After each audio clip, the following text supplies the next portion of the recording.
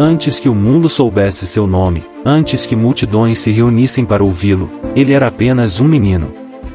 Com os pés descalços na terra batida, olhos curiosos fitando o céu, e perguntas demais para tão pouca idade. Jesus. Não o Jesus das pinturas ou dos sermões apressados, mas o Jesus que sentiu fome, que tropeçou ao aprender a andar, que sorriu ao ouvir a voz de sua mãe. O Deus feito menino. O Salvador que cresceu em silêncio, num vilarejo esquecido, longe dos tronos, longe da fama. Quem foi esse menino que carregava dentro de si o mistério eterno? Como era a sua casa? Ele teve irmãos? Chorava à noite? E Maria, quantos anos ela tinha quando soube que seria mãe do Filho do Altíssimo? Nesta jornada, não falaremos apenas de milagres, mas de humanidade. De um Jesus real, vivo. Tão próximo, que você talvez nunca tenha reparado. Prepare-se para reencontrar o Cristo que andou entre nós. O menino, o irmão. O carpinteiro. O Deus que conheceu a poeira do chão. Antes de Jesus nascer, uma história silenciosa já estava sendo escrita. Não nos palácios, não entre mulheres de poder, mas no coração de uma menina. Maria. Não imagine uma mulher experiente, com planos formados e vida resolvida. Maria tinha entre 14 e 16 anos. Era jovem, quase criança. Cresceu num povoado simples, cercada por tradições, silêncio e sonhos comuns. Mas o céu a escolheu para algo que nem os anjos podiam compreender por completo. Um dia, ela foi dormir apenas Maria. E acordou como a mãe do Salvador. Que peso é esse? Que fé mora no coração de uma menina que ouve de um anjo? Você dará à luz o Filho do Altíssimo. Ela não fugiu, não questionou como seria aceita. Não exigiu provas, títulos ou garantias. Apenas respondeu com a mais corajosa das frases: Eis aqui a serva do Senhor. Maria não entendeu tudo, mas confiou. E essa fé simples, silenciosa, mas imensa, mudou a história da humanidade. Porque, às vezes, o céu escolhe os menores para carregar os maiores mistérios. Maria não pediu para ser vista, mas foi olhada por Deus. E o menino não veio flutuando, não nasceu falando em parábolas. Veio do jeito mais humano possível, chorando. Jesus, o Filho de Deus, era uma criança.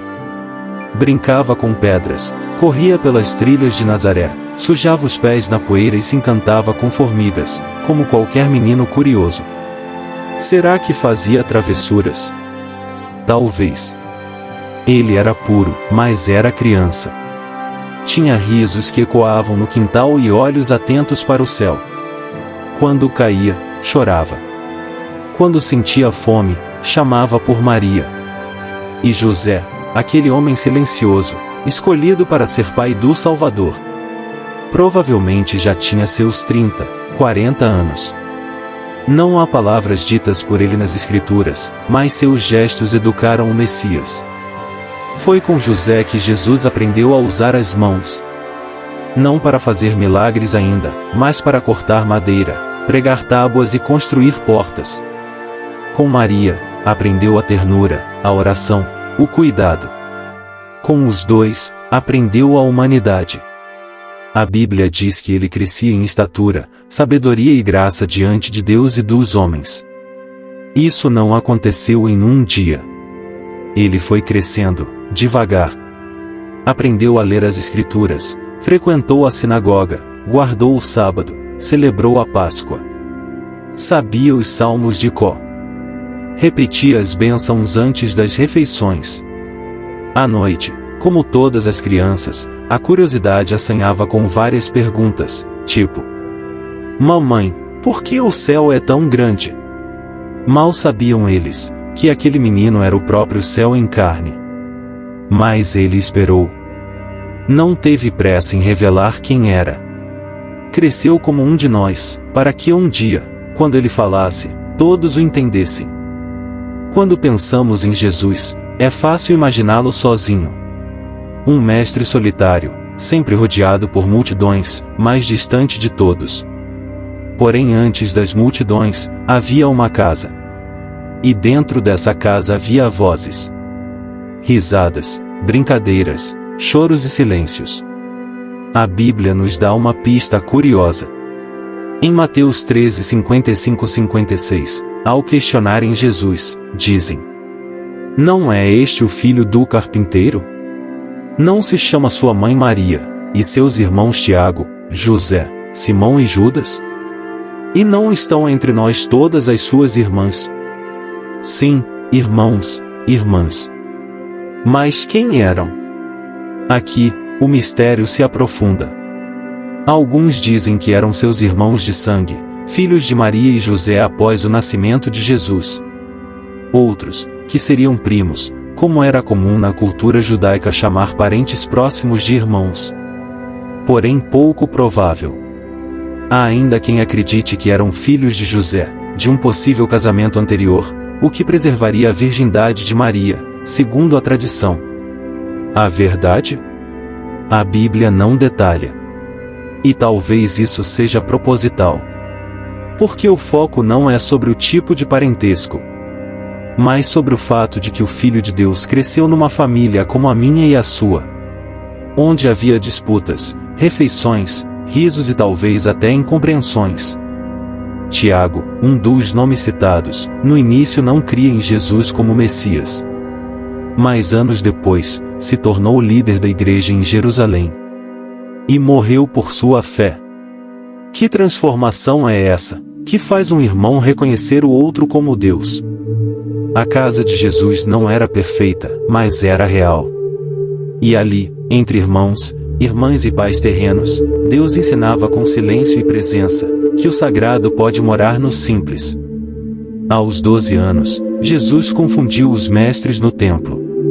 E depois disso, silêncio. Nenhuma palavra, história ou milagre. Por quase 18 anos, o Filho de Deus desapareceu dos registros. Onde ele estava? O que fazia o Salvador quando ninguém o via? A tradição sugere carpintaria, orações, refeições em família, vida comum. Mas, talvez, esse seja o maior ensinamento. O Filho de Deus esperou. Enquanto o mundo seguia seu curso, Jesus crescia em silêncio. Ele não correu para o púlpito. Não forçou o reconhecimento. Aprendeu a ser homem, antes de ser chamado mestre. A eternidade se escondeu no anonimato. Porque até os céus respeitam o tempo da maturação. Talvez Deus esteja nos ensinando que os bastidores importam mais do que os palcos. Que há glória, sim, nos anos em que nada acontece, porque é ali que o coração se prepara. Jesus não nasceu no trono de Davi. Nasceu na palha, e cresceu entre madeira, martelo e poeira. Antes de curar cegos, ele fazia bancos e portas. Antes de multiplicar pães, ele consertava telhados e janelas. Suava. Se feria, quem sabe uma martelada no dedo de vez em quando, trocava ferramentas com José. E imagina isso. O mesmo Deus que formou as galáxias, aparando tábuas numa oficina.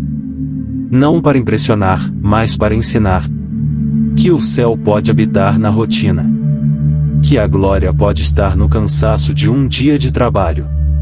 Que o sagrado se revela no ordinário. Jesus suou serrando madeira, muito antes de carregar a cruz feita do mesmo material. Cada farpa, cada dor, já o preparava, não para construir móveis, mas para restaurar corações. Às vezes imaginamos Deus como um ser distante, intocável. Mas Jesus sentia. Chorou diante do túmulo de Lázaro. Lágrimas reais, profundas e humanas. João 11:35. Teve compaixão das multidões famintas e cansadas. Mateus 9:36. Sentiu tristeza, ficou angustiado até o suor se tornar sangue. No Getsemane, não havia multidão, apenas o peso do destino. Ele sabia que morreria. Mas ainda assim pediu: Pai, se possível, afasta de mim este cálice. Jesus amava, se alegrava. Se irritava com a hipocrisia e a injustiça. Ele era mais do que carne. Mas não menos. Cada emoção dele santificava também as nossas. Porque ele não veio apenas para nos ensinar a viver. Veio para sentir conosco. Jesus não viveu sozinho. Ele se cercou de gente. Gente comum, gente falha, gente como eu e você. Havia João, o discípulo amado, que se deitava em seu peito como um filho em paz. Pedro, o impulsivo que falava demais, mas também amava demais. Marta e Maria, amigas próximas. Uma agitava a casa, a outra ouvia os mistérios eternos aos pés do Mestre. E Lázaro, aquele a quem Jesus amava. Quando ele morreu, Jesus chorou, não por não poder ressuscitá-lo, mas porque conhecia a dor da ausência. Ele tocava os leprosos, falava com mulheres desprezadas, olhava nos olhos de pecadores que ninguém ousava ver. E quando uma criança se aproximava, ele não a mandava embora, ele a abraçava. Porque ele sabia, o coração de uma criança entende o céu mais do que qualquer teólogo. Na cruz, quase sem forças, olhou para Maria e disse a João: Eis aí tua mãe. Até no fim cuidava dos outros. Ele não viveu uma fé fria. Viveu relações, afetos, conexões verdadeiras. Porque o Deus encarnado também foi um amigo. Talvez você se pergunte: por que insistimos tanto nesse lado humano de Jesus? Porque, no fundo, todos nós estamos tentando entender se Deus realmente nos entende. Se Ele sabe o que é sentir dor no peito. Se Ele já teve dias de silêncio. Se Ele conhece a fome, o medo, o peso da espera. E a resposta é: sim. Ele não apenas observa suas lágrimas. Ele já chorou as dele. Ele não só ouve sua oração cansada. Ele já sussurrou orações no escuro. Lembrar que Jesus também foi humano, é lembrar que não estamos abandonados. Que alguém já pisou esse chão, tropeçou nas mesmas pedras, e venceu. A cruz não teria o mesmo poder se não fosse carregada por alguém que sentiu como nós sentimos. O Salvador não veio flutuando. Ele veio caminhando, com pés empoeirados, coração aberto e mãos estendidas. Um de nós. E ainda assim, mais do que todos nós. Antes de andar sobre as águas, ele aprendeu a andar no chão duro de Nazaré. Antes de ressuscitar mortos, ele ajudou a enterrar amigos. Antes de ser adorado, foi ignorado. Antes de carregar a cruz, ele carregou tábuas. Jesus não pulou etapas. Ele viveu cada segundo da vida como um de nós. Dormiu com fome, acordou cansado. Sentiu rejeição, incompreensão, e mesmo assim amou. O Verbo se fez carne, não carne distante, gloriosa, imortal, mas carne vulnerável. Ele nos conheceu por dentro, não para nos julgar de longe, mas para nos amar de perto. Talvez o que mais falte hoje não seja um novo milagre, mas lembrar que aquele que governa o universo, um dia foi apenas um menino, procurando o colo da mãe. E é nesse Jesus, próximo, humano, que podemos confiar com toda a nossa dor. Porque ele já passou por ela. E venceu. Esse foi o Jesus humano. No próximo vídeo, veremos o Jesus que impactou a história, os povos, os reinos. Mas agora, feche os olhos. Respire fundo. E lembre-se: o céu conhece seu nome. Porque um dia, o céu também teve nome. E caminhou entre nós.